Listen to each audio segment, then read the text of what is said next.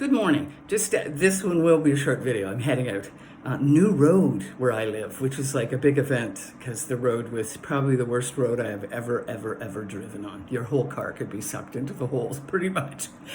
If you had a small car, bigger car, not so bad. So I just wanted to mention just kind of my thinking as I've been studying Mr. Kirk, Charlie. And again, I didn't follow, I've just kind of watched a few things that he's done now, just little clippets, but I understand who he was and a nationalist and was open to free speech, whatever.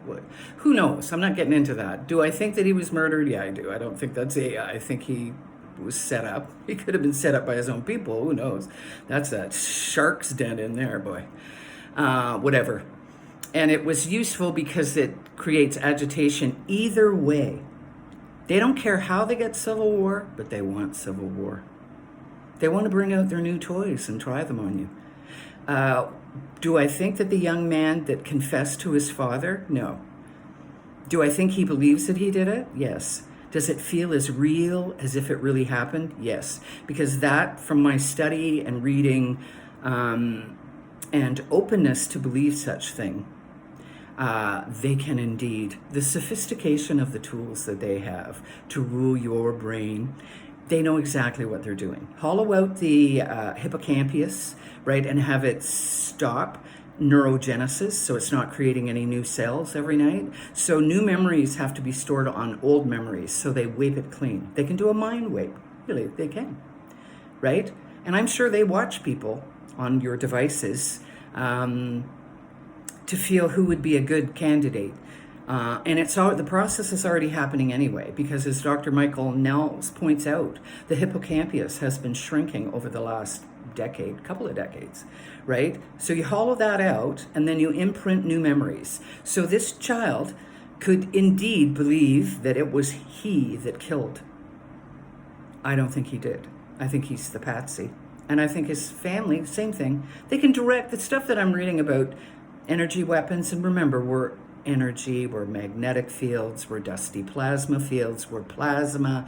This, to me, in my theory and my opinion, is an electric world we live in. We're electric. And they know that.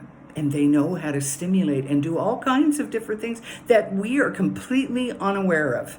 But I'm becoming more aware of how they do this. So yes, the man was killed. There's an agenda behind that in my mind to shake the jar, because remember, they know every angle. They know certain people are going to act this way and this way, this way. Nothing is random. What they've done out there is all choreographed, right? The same with the young man. A friend of mine who has been part of gun clubs and shooting range, you know, the different things that they have there, right? Like I don't know because I don't go to them, but he has explained to me, right? And I understand, right? It's all about shooting and who's the best shot, right? They have different sort of contestants and they match their skills against each other.